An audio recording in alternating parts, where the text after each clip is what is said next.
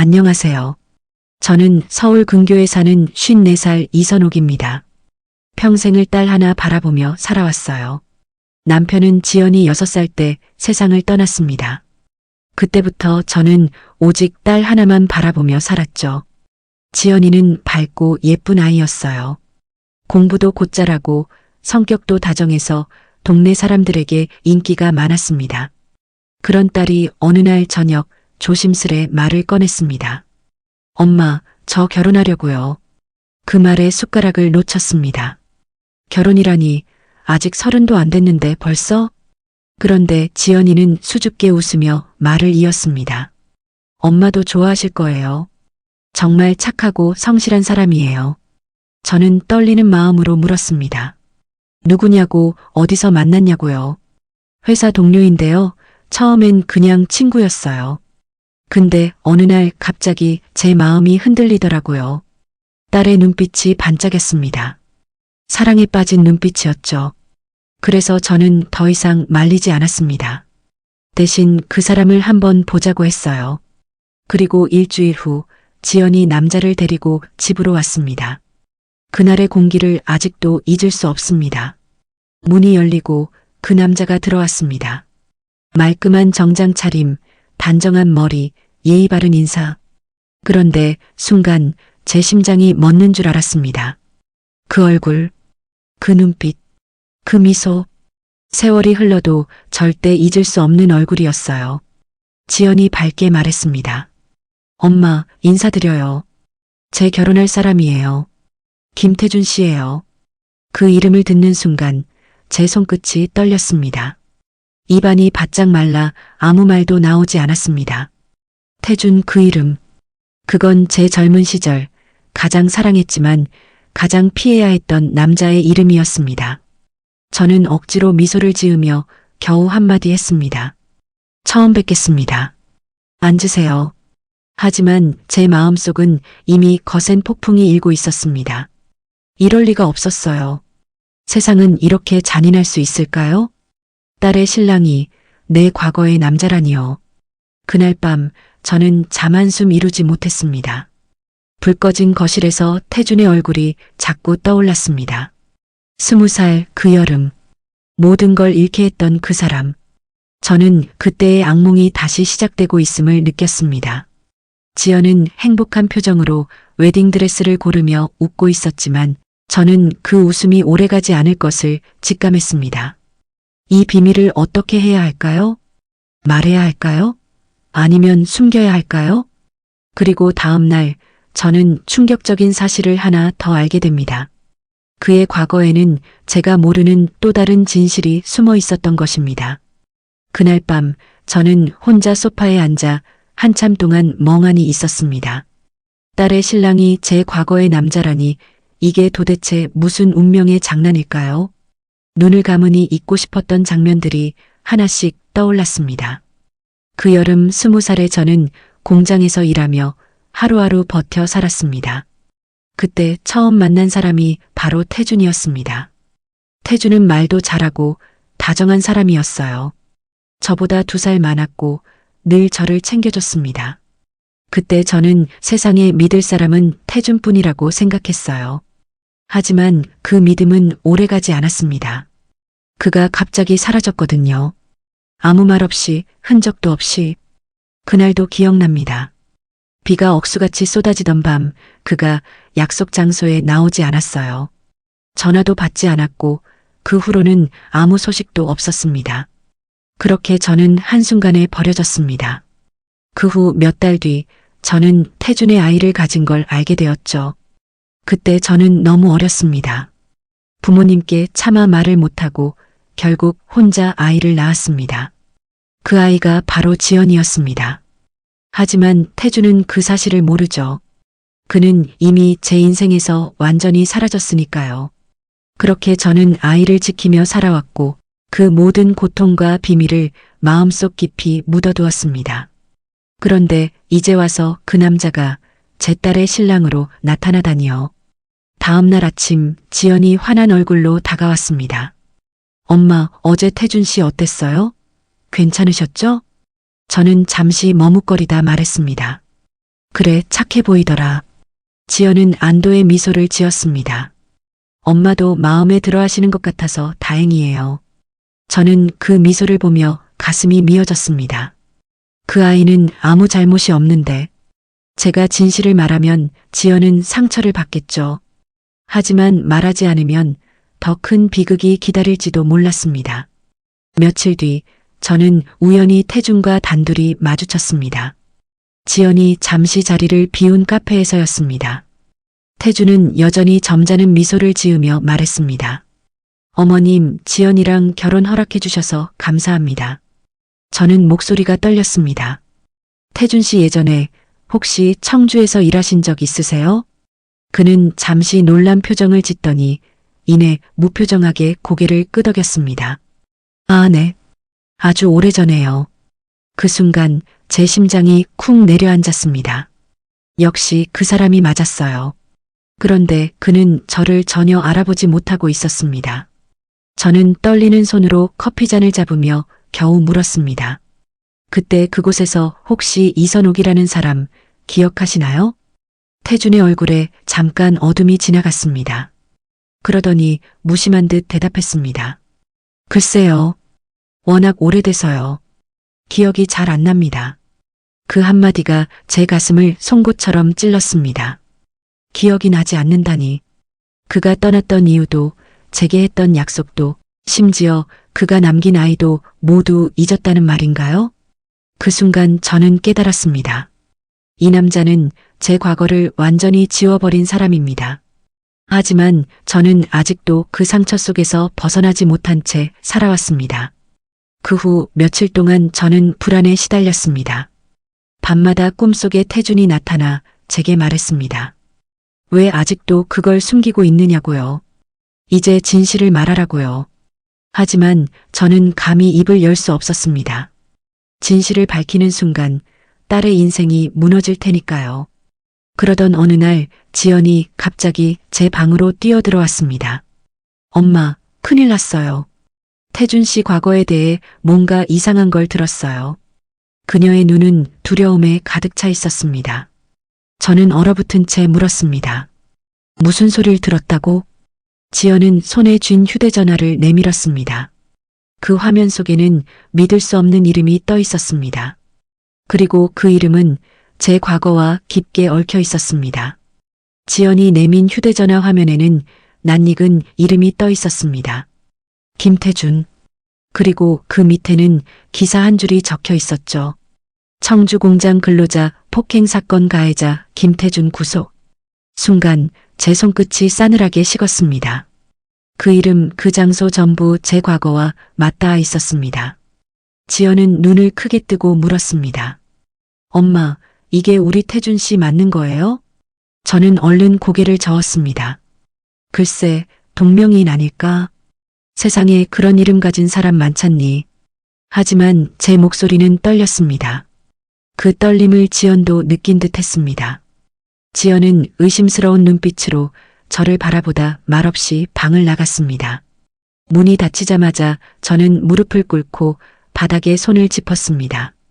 온몸이 덜덜 떨렸습니다. 이 세상이 왜 이렇게 잔인할까요? 그 사람은 나를 버렸을 뿐 아니라 다른 이들에게도 상처를 주고 살았던 걸까요? 다음 날 저는 혼자 청주로 향했습니다. 그 오래된 공장 근처에 아직도 남아있을까 싶었지만 폐허처럼 변한 그 자리에 서니 그때의 기억이 생생히 떠올랐습니다. 20살의 나, 태준의 손을 잡고 웃던 여름밤. 그리고 그가 떠난 비 오는 날의 절망. 그때 한 노파가 다가와 말을 걸었습니다. 이 근처 사람 아니죠? 혹시 예전에 여기서 일했어요? 저는 놀라며 고개를 끄덕였습니다. 네, 아주 오래전에요. 노파는 고개를 끄덕이며 씁쓸하게 웃었습니다. 그럼 그 남자도 알겠네요. 젊은 시절 여자 하나 망쳐놓고 도망갔던 사람. 그 한마디에 제 심장이 쿵 내려앉았습니다. 노파는 말했습니다. 그 사람 감옥 다녀와서도 사람 괴롭히고 다녔다네요. 결국 어디론가 떠났다고 들었어요. 저는 숨이 막혔습니다. 태준의 그 다정한 눈빛 뒤에 그런 어두운 과거가 있었다니요. 그럼 그가 지금까지도 아무 일 없던 사람처럼 지연에게 다가간 건가요? 그날 밤 저는 혼자 방 안에서 울었습니다. 눈물이 멈추지 않았습니다. 내가 진작 이 진실을 알았다면 지연을 그에게 보내지 않았을 텐데.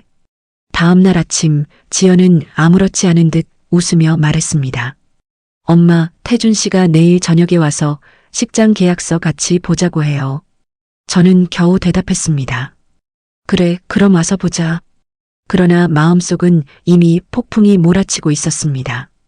그 남자를 다시 마주해야 한다니 숨이 막혔습니다. 그가 나를 알아보면 어쩌죠? 아니, 정말 모르는 척하고 있는 걸까요? 그날 저녁 태준이 집에 왔습니다.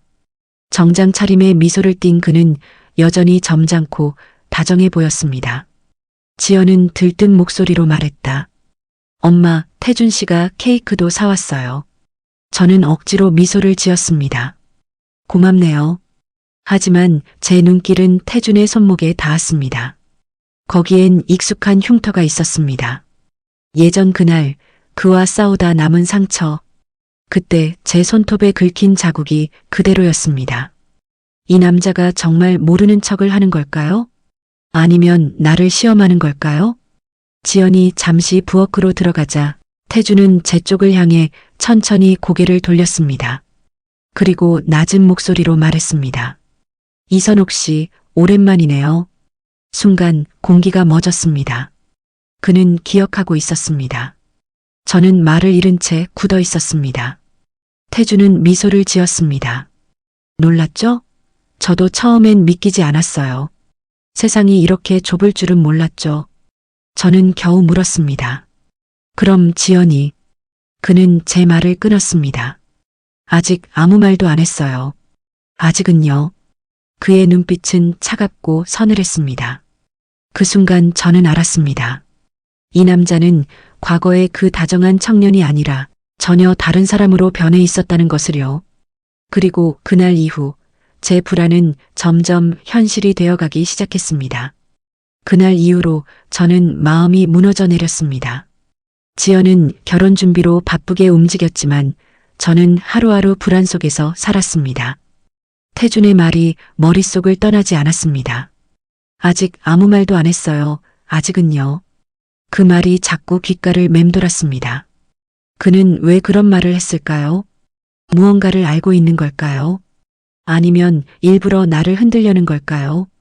며칠 후 지연이 웨딩사진 촬영을 한다며 예식장 근처 스튜디오로 저를 불렀습니다. 저는 마음이 복잡했지만 딸의 부탁을 거절할 수 없었습니다. 스튜디오에 들어서자 하얀 드레스를 입은 지연이 환하게 웃고 있었습니다. 정말 예뻤습니다. 제 인생의 가장 큰 선물이었죠. 그런데 카메라 셔터가 몇 번 울릴 때마다 제 시선은 태준에게로 향했습니다. 그의 미소는 어딘가 인위적이었습니다. 눈빛은 따뜻하지 않았습니다. 마치 무언가를 숨기고 있는 사람처럼 보였습니다. 사진 촬영이 끝나고 스튜디오 직원이 사진 한 장을 건네주었습니다. 그건 시범 촬영 때 찍은 가족 사진이었습니다. 그 사진 속에는 제가 있었습니다. 지연과 태준, 그리고 제 모습이 함께 담겨 있었죠. 그런데 그 사진을 본 순간 온몸이 굳어버렸습니다. 사진 속 태준의 얼굴에는 익숙한 표정이 있었습니다. 그건 제가 20살 때 그가 떠나기 전 마지막으로 지었던 표정과 똑같았습니다. 그때도 그는 미소 짓고 있었지만 눈빛은 차가웠습니다. 저는 사진을 가방에 넣고 집으로 돌아왔습니다. 그리고 오래된 상자를 꺼냈습니다. 그 안에는 젊은 시절의 사진 몇 장이 들어 있었습니다. 그중 한 장 20살 때 태준과 함께 찍은 사진을 꺼내 들었습니다. 두 장의 사진을 나란히 놓고 보니 확신이 들었습니다. 그는 같은 사람이었습니다. 세월이 흘러도 그 눈빛과 표정은 변하지 않았습니다. 그날 밤 저는 잠을 이루지 못했습니다. 딸의 행복을 지켜야 한다는 마음과 진실을 숨기면 안 된다는 죄책감이 엇갈렸습니다. 결국 새벽녘 저는 결심했습니다. 이제는 그와 단둘이 이야기해야겠다고 말입니다. 다음 날 저는 태준에게 연락을 했습니다. 잠깐 이야기 좀 하자고 했습니다. 그는 짧게 대답했습니다. 좋습니다. 그럼 오늘 저녁에 뵙죠. 저녁 무렵 우리는 근처 카페에서 마주했습니다. 그는 여유로운 미소를 지었고 저는 조용히 말을 꺼냈습니다. 왜 아무 말도 하지 않았나요? 나를 기억하고 있었잖아요. 태주는 커피잔을 천천히 내려놓았습니다. 처음엔 믿기지 않았습니다. 세상이 이렇게 좁을 줄 몰랐죠. 그런데 이게 운명 아닐까요? 저는 분노를 억누르며 말했습니다. 운명이라니요. 당신은 나를 버렸어요. 그리고 그 아이를 남겼어요. 태주는 짧게 웃었습니다. 그 아이가 지연이군요. 그의 입에서 그 말이 나오는 순간 심장이 멎는 것 같았습니다. 그는 이미 알고 있었습니다. 하지만 일부러 모른 척하고 있었습니다. 저는 떨리는 목소리로 물었습니다. 언제부터 알고 있었어요? 그는 차분히 대답했습니다. 지연의 주민등록번호를 봤을 때 알았죠. 태어난 시기, 장소, 모든 게 맞아떨어졌어요. 처음엔 믿기 싫었지만 곧 확신했습니다. 저는 손으로 얼굴을 감쌌습니다. 그럼에도 왜 그녀에게 다가간 거예요? 태준의 표정이 차가워졌습니다. 내가 버렸던 모든 걸 되찾고 싶었어요. 나를 떠났던 당신도, 당신이 지키려 한 아이도 이제 내 곁으로 돌려놔야 할 것 같았어요. 그의 목소리에는 섬뜩한 냉기가 담겨 있었습니다. 그때 저는 알았습니다. 이 사람은 예전에 그 다정했던 남자가 아니라 자신의 욕망을 위해 모든 걸 덮을 수 있는 사람이 되어버렸다는 것을. 그날 이후 저는 매일 불안에 시달렸습니다. 지연은 아무것도 모른 채 결혼식 날짜를 정하고 있었고 태주는 점점 더 자주 우리 집에 들렀습니다. 그가 들어올 때마다 제 심장은 미친 듯이 뛰었습니다. 그의 시선이 지연에게 향할 때마다 숨이 막혔습니다. 그리고 어느 날 저는 태준의 서류 가방에서 한 장의 사진을 발견했습니다. 그 사진 속에는 젊은 시절의 제 얼굴이 있었습니다. 그는 그걸 여전히 가지고 있었습니다. 그 순간 저는 확신했습니다. 이 결혼은 절대 이루어지면 안 됩니다. 그날 이후로 저는 마음이 무너져 내렸습니다. 태준의 존재는 제게 공포였습니다. 그는 아무 일도 없었던 것처럼 웃고 있었지만 그 웃음 뒤에는 무언가 섬뜩한 계산이 숨어 있었습니다. 지연은 결혼식 준비에 한창이었습니다. 드레스, 식장, 신혼여행까지 모든 것이 순조롭게 진행되고 있었습니다.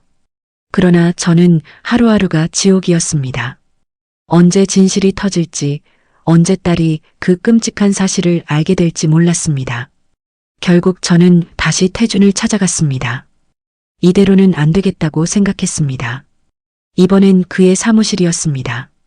퇴근 시간이 지나고 불이 꺼진 사무실 안 태준은 홀로 앉아 있었습니다. 저를 보더니 천천히 일어나며 말했습니다. 오실 줄 알았습니다. 그 말에 소름이 돋았습니다. 그는 처음부터 제가 올 것을 알고 있었던 겁니다.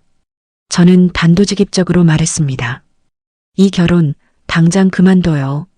당신이 지연의 아버지라는 걸 알고도 계속 이렇게 하려는 겁니까? 태주는 고개를 끄덕였습니다. 그럼에도 불구하고요. 난 이제라도 내 가족을 되찾고 싶습니다. 가족이라니요. 당신은 이미 가족을 버렸습니다. 저는 눈물을 삼키며 말했습니다. 그 아이를 품에 안고 밤새 울던 그 시절을 당신은 모릅니다. 당신은 도망쳤어요. 나와 아이를 버렸어요. 태주는 무표정하게 웃었습니다. 그땐 어쩔 수 없었습니다.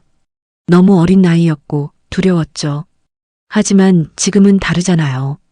이제 모든 걸 다시 시작할 수 있습니다. 그의 말에 저는 몸이 떨렸습니다.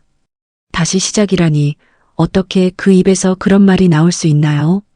지연은 당신이 어떤 사람인지 몰라요. 그 아이는 당신을 사랑하고 있어요. 하지만 그 사랑은 금지된 거예요. 태주는 차가운 목소리로 말했습니다. 그럼 이제라도 알려주면 되겠네요. 당신이 내 아이를 숨겨왔다는 사실을. 그 한마디에 제 숨이 막혔습니다. 그는 이미 모든 걸 알고 있었습니다. 그리고 이제 그 사실을 무기처럼 이용하려 하고 있었습니다. 저는 떨리는 목소리로 말했습니다. 당신? 그걸 지연에게 말할 생각이에요? 그는 태연히 고개를 끄덕였습니다. 그럼요. 어차피 결혼 전에 밝혀야 할 일 아닙니까? 그 순간 제 안에서 무언가 부서졌습니다. 저는 소리쳤습니다. 안 돼요. 제발 그 아이에게는 말하지 말아요. 그 아이는 아무 죄도 없어요. 하지만 태주는 여전히 냉정했습니다. 이젠 늦었어요. 결혼식이 일주일 남았습니다. 모든 걸 그대로 두세요. 나도 당신도 그 아이도 결국 같은 운명 안에 있었던 거예요. 저는 두려움과 분노에 휩싸여 사무실을 뛰쳐나왔습니다. 거리의 불빛이 흐릿하게 번져 보였습니다. 이제 어떻게 해야 할까요? 진실을 말해야 할까요? 아니면 이대로 숨겨야 할까요? 집에 돌아와 거울을 보았습니다. 눈밑이 퀭했고 얼굴은 창백했습니다. 그때 지연이 방에서 나와 제게 물었습니다. 엄마, 어디 다녀오셨어요? 얼굴이 왜 그래요? 저는 애써 미소를 지었습니다. 괜찮아. 그냥 일이 좀 있어서 그래. 지연은 걱정스러운 눈으로 저를 바라보았습니다. 엄마, 무슨 일 있죠? 요즘 이상하세요. 뭔가 숨기고 있는 것 같아요. 그 말에 가슴이 철렁 내려앉았습니다. 숨길 수가 없었습니다. 더 이상 이 아이를 속이면 안 된다고 생각했습니다. 그때였습니다. 지연의 휴대전화가 울렸습니다. 그녀는 화면을 보고 잠시 멈칫했습니다. 엄마, 태준 씨가 보낸 거예요. 사진인데. 그녀는 휴대전화를 제게 내밀었습니다. 그 화면 속에는 젊은 시절의 제 사진이 있었습니다. 그리고 그 사진 아래엔 짧은 문장이 적혀 있었습니다. 지연아, 내 엄마의 진짜 이야기를 알고 싶지 않니? 지연의 얼굴이 하얗게 질렸습니다. 엄마, 이게 무슨 뜻이에요? 저는 말을 잃었습니다. 심장이 미친 듯이 뛰었습니다. 드디어 그가 움직이기 시작한 겁니다. 이제 숨겨진 진실이 세상 밖으로 드러나려 하고 있었습니다. 그날 밤 집안의 공기는 숨막힐 정도로 무거웠습니다. 지연은 제 앞에서 휴대전화를 꼭 쥔 채 아무 말도 하지 않았습니다. 그 화면 속 사진과 글귀가 그녀의 눈에 깊은 상처처럼 새겨져 있었습니다. 엄마, 이게 무슨 말이에요? 지연의 목소리는 떨리고 있었습니다. 저는 숨을 고르며 말을 꺼냈습니다. 그건 그냥 오래된 사진이야. 신경 쓰지 마. 하지만 지연은 고개를 저었습니다. 아니에요. 이건 태준 씨가 보낸 거예요? 엄마의 진짜 이야기가 뭐예요? 왜 저한테 숨기는 게 있어요? 저는 아무 말도 할 수 없었습니다. 눈물이 차올랐지만 지금은 울 수 없었습니다. 그때 초인종 소리가 울렸습니다. 지연은 놀라서 몸을 돌렸고 저는 심장이 덜컥 내려앉았습니다. 문 앞에는 태준이 서 있었습니다. 그는 아무렇지 않은 표정으로 들어와 말했습니다. 늦은 시간에 죄송합니다. 급히 드릴 말씀이 있어서요. 지연은 혼란스러운 얼굴로 태준을 바라봤습니다. 태준 씨, 아까 보낸 사진은 뭐예요? 태준은 미소를 지었습니다. 이제 그만 숨기자고요. 지연 씨, 당신 어머니는 나를 예전에 알고 있었습니다. 그 말에 공기가 멈춘 듯 했습니다. 지연의 시선이 나에게 향했습니다. 엄마, 정말이에요? 저는 숨이 막혀 말을 잇지 못했습니다. 태주는 계속 말을 이어갔습니다. 그때 당신 어머니와 나는 사랑하는 사이였습니다. 하지만 내가 어리석게도 그 관계를 버리고 도망쳤죠. 그리고 세월이 지나 이렇게 다시 만난 겁니다. 지연은 충격으로 몸을 떨었습니다. 그럼 그 사진 속 엄마가? 태주는 차분히 고개를 끄덕였습니다. 맞아요. 그리고 하나 더 알아야 할 게 있습니다. 그는 잠시 나를 바라보더니 냉정하게 말을 이어갔습니다. 지연 씨, 나와 당신은 피가 이어진 관계입니다. 그 말이 떨어지는 순간 지연은 손에 쥔 휴대전화를 떨어뜨렸습니다. 나는 비명을 지르며 소리쳤습니다. 그만해요. 제발 그만. 하지만 태주는 후회 없는 얼굴이었습니다. 이제 모든 게 밝혀졌어요. 숨긴다고 달라질 게 있습니까? 지연은 숨을 헐떡이며 말했다. 거짓말이에요. 그럴 리 없어요. 엄마, 이게 사실이에요? 저는 두 손으로 얼굴을 가렸습니다. 눈물이 쏟아졌습니다. 그 아이에게 이 말을 하게 될 줄은 몰랐습니다. 지연아, 미안해. 정말 미안해. 그 사람이 내 아버지야. 그 순간 지연은 힘없이 주저앉았습니다. 눈동자가 흔들리며 초점을 잃었습니다. 태주는 그런 그녀를 바라보며 아무런 감정도 없는 눈빛을 보였습니다. 지연은 떨리는 목소리로 물었습니다. 그럼 지금까지 저한테 한 말들, 사랑한다고 한 말들 다 뭐였어요? 태주는 짧게 웃었습니다. 사랑이었죠. 피로 이어졌다는 걸 몰랐을 뿐이죠. 그 말에 지연은 고개를 세차게 저었습니다. 당신은 미쳤어요. 그녀는 울부짖으며 방으로 달려갔습니다. 문이 쾅 닫히는 소리가 거실에 울려 퍼졌습니다. 저는 주저앉아 울었습니다. 태주는 한참 동안 나를 바라보다가 조용히 문 쪽으로 향했습니다. 그가 문을 열며 말했습니다. 이제 진실을 알았으니 선택은 당신들이 하세요. 문이 닫히고 정적이 흘렀습니다. 나는 손으로 입을 막고 울었습니다. 가슴속 깊이 묻어둔 비밀이 세상 밖으로 터져나온 순간 모든 게 무너져 버렸습니다. 그날 밤 지연은 방에서 나오지 않았습니다. 문틈으로 새어나오는 흐느낌이 들렸습니다. 나는 그 문 앞에서 밤을 새웠습니다. 어떤 말도 위로가 되지 않았습니다. 새벽이 밝아올 때쯤 문이 열렸습니다. 지연은 눈이 퉁퉁 부은 얼굴로 나를 바라보았습니다. 엄마, 왜 그런 걸 숨겼어요? 왜 나한테 아무 말도 안 했어요? 나는 울면서 대답했습니다. 그땐 말할 수 없었어. 내가 상처받을까봐, 내 인생이 망가질까봐. 지연은 고개를 돌렸습니다. 하지만 이미 늦었어요. 모든 게 끝났어요. 그녀의 말은 칼처럼 가슴을 찔렀습니다. 그날 이후로 우리 모녀의 관계는 완전히 무너졌습니다.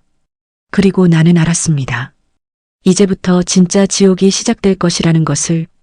그날 이후 집안은 무너진 성처럼 고요했습니다. 지연은 방에서 거의 나오지 않았고 밥도 먹지 않았습니다. 나는 문 앞에 음식을 놓고 문을 두드리며 애원했습니다. 지연아, 제발 문 좀 열어봐. 엄마가 잘못했어.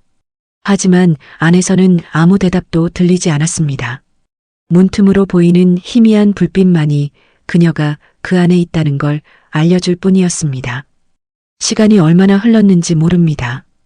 이틀째 되는 날 새벽 나는 거실에서 깜빡 잠이 들었습니다. 그때 현관문이 살짝 열리는 소리에 눈을 떴습니다. 지연이 가방을 들고 조용히 나가려 하고 있었습니다. 지연아, 나는 놀라서 달려갔습니다. 그녀는 차가운 얼굴로 말했습니다.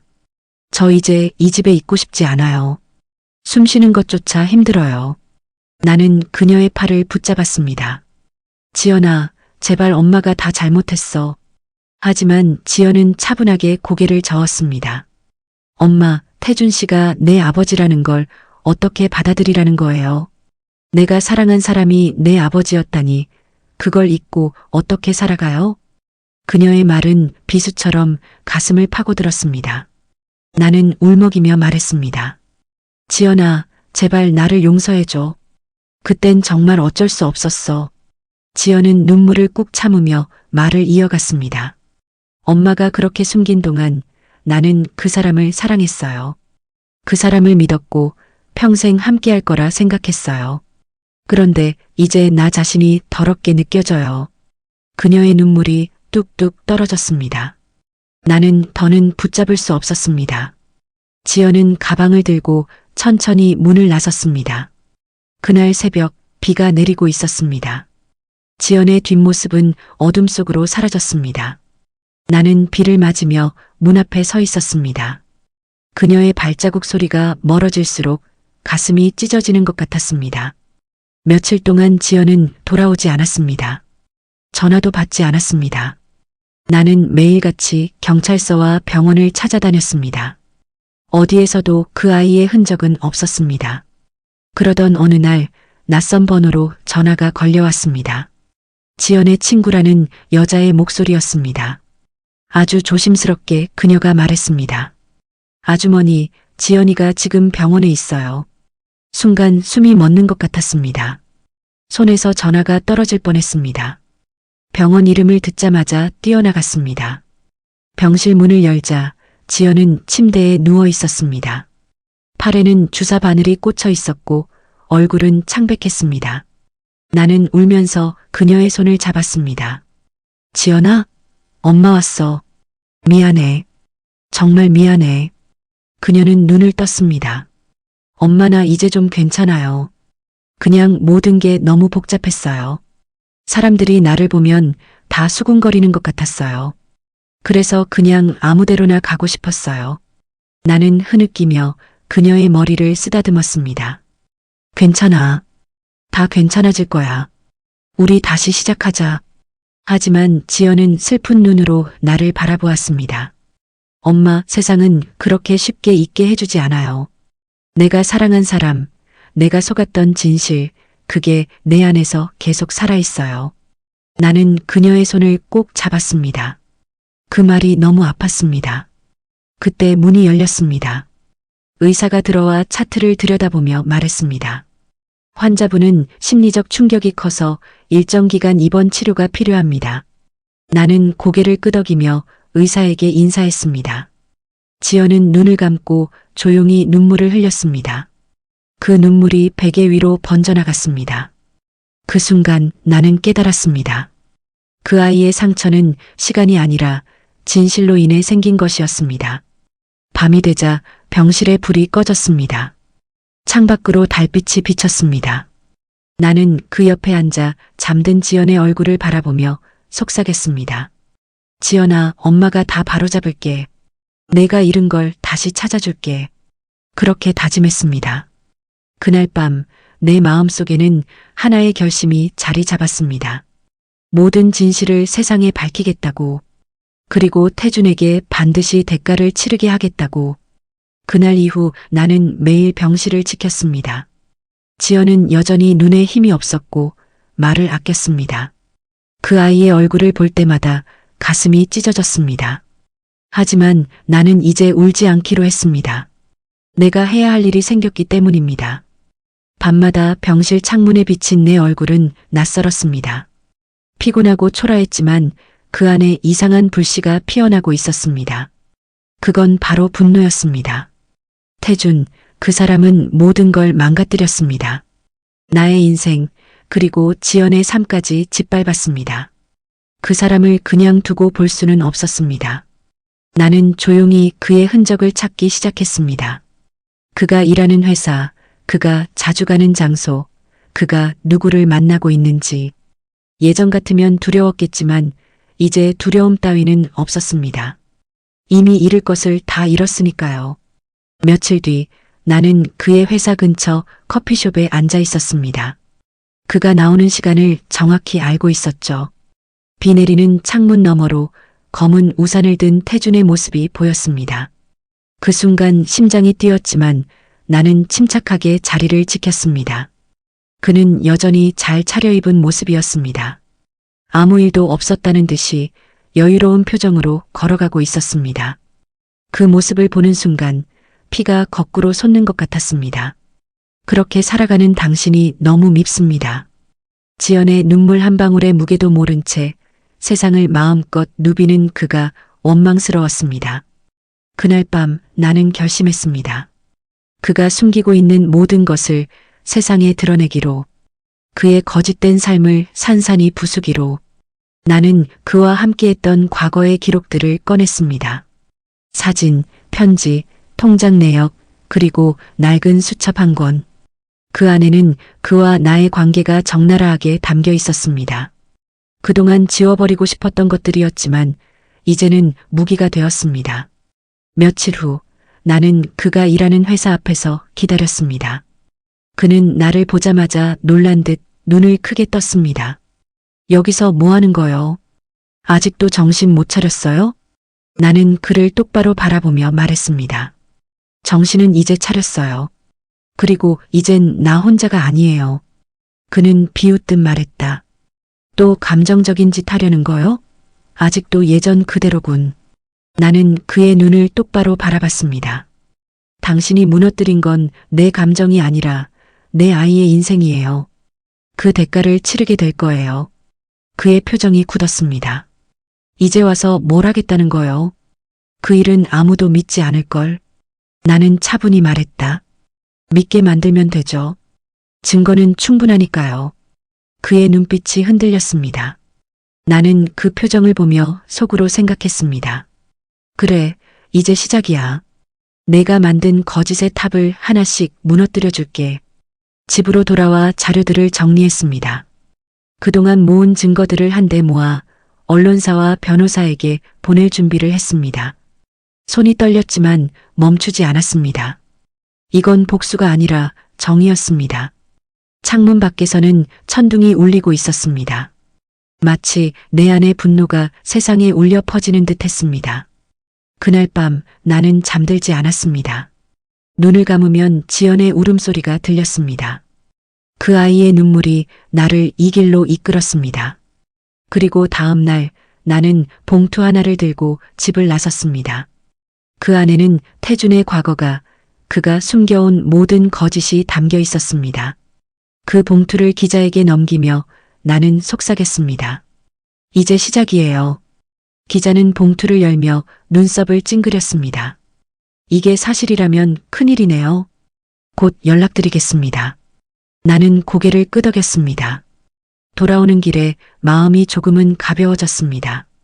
이제라도 잘못을 바로잡을 수 있다는 생각이 들었습니다. 하지만 그날 밤 낯선 번호로 전화가 걸려왔습니다. 익숙한 낮은 목소리가 들렸습니다. 나한테 이런 짓을 하면 가만두지 않을 거요. 그의 목소리였습니다. 태준이 알고 있었습니다. 이제 내 복수는 단순한 싸움이 아닌 전쟁이 되어버렸습니다. 그날 이후 내 전화기는 쉴 틈이 없었습니다. 낯선 번호로 협박 전화가 걸려오고 집 앞에는 이상한 낯선 사람들이 서성했습니다. 누군가 나를 감시하고 있었습니다. 나는 불안한 마음으로 병원에 갔습니다. 지연은 여전히 치료 중이었지만 상태가 조금 나아지고 있었습니다. 그녀의 얼굴을 보며 잠시나마 위로를 느꼈습니다. 하지만 마음속에서는 태준의 목소리가 끊임없이 맴돌았습니다. 나한테 이런 짓을 하면 가만두지 않겠다고 했던 그 말. 그는 단순히 말로만 협박하지 않았습니다. 며칠 후 내가 일하던 회사에서 연락이 왔습니다. 갑자기 인사팀에서 부르더군요. 사유는 부적절한 사생활 논란이었습니다. 나는 귀를 의심했습니다. 그가 내 과거를 퍼뜨린 겁니다. 상사의 얼굴은 굳어 있었습니다. 회사 이미지에 타격이 큽니다. 잠시 쉬는 게 좋겠습니다. 그 한마디에 나는 모든 걸 잃었습니다. 직장도 명예도 그리고 사람들의 신뢰도. 눈앞이 캄캄했습니다. 병원비를 내야 했지만 돈이 없었습니다. 집안의 통장은 이미 텅 비어 있었습니다. 지연에게는 아무 말도 할 수 없었습니다. 그 아이에게 더 이상 상처를 주고 싶지 않았으니까요. 그날 밤 집에 돌아왔을 때 현관문 앞에는 흰 봉투 하나가 놓여 있었습니다. 안에는 한 장의 사진이 들어 있었습니다. 사진 속에는 내가 병원에서 지연의 손을 잡고 있는 모습, 그리고 그 밑에 쓰인 한 줄의 글. 끝까지 해볼 텐가. 나는 몸이 굳어버렸습니다. 두려움이 다시 밀려왔습니다. 그가 나를 지켜보고 있었습니다. 하지만 그럴수록 더 물러설 수 없었습니다. 나는 떨리는 손으로 사진을 찢어버리며 중얼거렸습니다. 이제는 끝까지 간다. 다음 날 나는 다시 기자에게 연락했습니다. 하지만 기자는 냉랭하게 말했습니다. 죄송합니다. 내부 검토 결과 기사화는 어려울 것 같습니다. 왜요? 증거가 부족한가요? 그는 한숨을 내쉬었습니다. 그쪽에서 강하게 압박이 들어왔습니다. 신변 조심하세요. 그 말을 듣는 순간 다리가 풀려 주저앉았습니다. 그가 모든 걸 막고 있었습니다. 그의 힘은 내가 상상한 것보다 훨씬 컸습니다. 집으로 돌아오자마자 전기가 끊겼습니다. 불빛 하나 없는 집안에서 나는 무릎을 꿇었습니다. 눈물이 쏟아졌습니다. 세상이 나를 삼키는 것 같았습니다. 그때 휴대전화가 울렸습니다. 지연의 이름이 떴습니다. 나는 황급히 전화를 받았습니다. 엄마, 나 너무 무서워. 왜 그래, 지연아? 무슨 일이야? 병원에 어떤 남자가 왔어요. 나한테 이상한 말을 하고 갔어요. 그가 뭐라고 했어? 지연의 목소리는 떨렸습니다. 엄마가 곧 없어진대요. 그 말에 숨이 멎었습니다. 나는 재빨리 병원으로 달려갔습니다. 비가 쏟아지고 있었지만 그럴 겨를이 없었습니다. 병원에 도착했을 때 병실 문은 활짝 열려 있었습니다. 침대 위에는 지연이 없었습니다. 나는 미친 듯이 간호사를 붙잡고 물었습니다. 환자요? 아까 남자 한 분이 와서 데리고 나갔어요. 보호자라면서요. 그 순간 모든 피가 식는 것 같았습니다. 그 남자가 태준이었습니다. 나는 절규하며 병원을 뛰쳐나갔습니다. 비 내리는 거리로 달리며 외쳤습니다. 태준, 그 아이한테 손대지 마. 하지만 아무 대답도 없었습니다. 도시에 불빛이 번지고 빗물이 얼굴을 때렸습니다. 내 심장은 미친 듯이 뛰고 있었습니다. 지연을 잃을 수도 있다는 공포가 온몸을 휘감았습니다. 그날 밤 나는 경찰서로 달려가 신고했습니다. 하지만 경찰은 냉정했습니다. 아직 납치로 단정할 수 없습니다. 우선 연락이 닿을 때까지 기다려보시죠. 기다리라니요? 그 사람이 어떤 사람인지 알아요? 아무리 말해도 소용이 없었습니다. 결국 나는 경찰서를 나와 비에 젖은 채로 길 한가운데 서 있었습니다. 그리고 하늘을 올려다보며 속삭였습니다.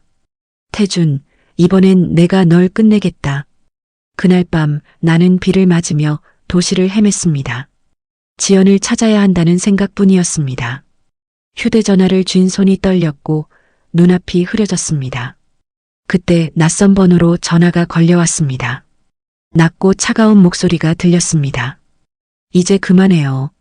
더 이상 발버둥 쳐봤자 소용없습니다. 태준이었습니다. 태준, 지연 어딨어? 나는 절규했습니다. 그는 잠시 웃더니 조용히 말했습니다. 이제 곧 보게 될 겁니다. 마지막 인사는 직접 하시죠. 전화가 끊기자 곧 메시지가 도착했습니다. 낡은 창고에 주소 한 줄이 적혀 있었습니다. 나는 망설이지 않고 그곳으로 달려갔습니다. 창고 문을 열자 어둠 속에 지연이 의자에 묶여 있었습니다. 입에는 천이 감겨 있었고 눈에는 눈물이 고여 있었습니다. 나는 달려가며 외쳤습니다. 지연아. 그 순간 뒤에서 발소리가 들렸습니다. 태준이었습니다. 그의 얼굴은 더 이상 예전의 온화함이 아니었습니다. 눈빛은 광기에 물들어 있었습니다. 당신이 이 일을 이렇게까지 키울 줄은 몰랐어요. 당신이 우리 인생을 망가뜨렸어요.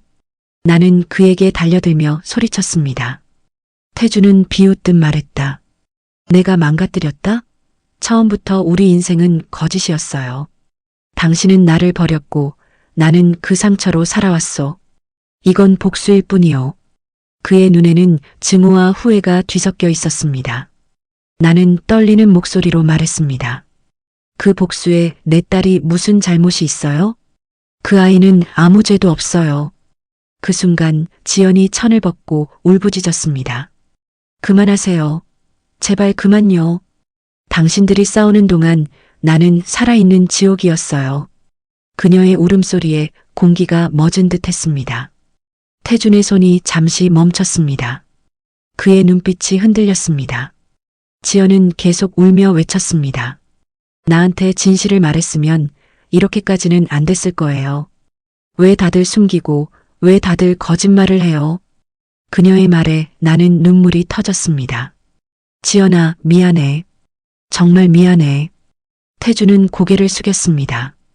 한참을 침묵하더니 낮게 중얼거렸습니다. 모두 내 탓이오. 그는 주머니에서 무언가를 꺼냈습니다. 작은 흉기였습니다. 나는 놀라서 그를 막으려 했지만 이미 늦었습니다. 그는 자신을 향해 손을 들었습니다. 이제 끝내야겠소. 이 죄는 내가 지고 갈 거요. 멈춰요. 태준. 나는 소리쳤지만 그는 미소를 지으며 눈을 감았습니다. 순간 지연이 그를 향해 몸을 던졌습니다. 그 흉기가 지연의 팔을 스쳤습니다. 피가 흘렀습니다. 나는 비명을 질렀습니다.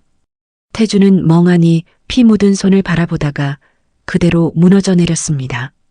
지연은 쓰러진 그를 껴안고 울었습니다. 이제 그만해요, 제발. 잠시 후 사이렌 소리가 들려왔습니다. 경찰이 들이닥치고 구조대가 도착했습니다. 태준은 병원으로 실려갔지만 끝내 의식을 회복하지 못했습니다. 며칠 뒤 나는 병실에 앉아 지연의 손을 잡고 있었습니다. 그녀의 상처는 아물어가고 있었지만 마음의 상처는 여전했습니다. 그녀가 조용히 말했습니다. 엄마, 이제 다 끝난 거죠? 나는 잠시 침묵하다가 고개를 저었습니다. 끝난 게 아니야. 진실은 끝나지 않았어. 우리가 겪은 일은 언젠가 또 다른 누군가의 이야기로 반복될지도 몰라. 그래서 우리는 잊지 말아야 해. 지연은 눈을 감고 고개를 끄덕였습니다. 창밖에는 햇살이 비쳤습니다. 오랜 어둠 끝에 찾아온 빛이었지만 그 빛은 아직 따뜻하지 않았습니다. 나는 하늘을 올려다보며 속삭였습니다. 태준, 부디 다음 생에서는 우리 모두 서로에게 상처 주지 않길. 그 말과 함께 눈물이 흘러내렸습니다. 그렇게 모든 게 끝난 듯 했지만 며칠 뒤 집으로 돌아온 내 우편함 속에는 낡은 봉투 하나가 들어 있었습니다. 그 안에는 태준의 손글씨로 적힌 한 줄이 있었습니다. 진실은 아직 끝나지 않았소. 나는 봉투를 움켜쥐고 멈춰 섰습니다. 바람이 불어 창문이 흔들렸습니다.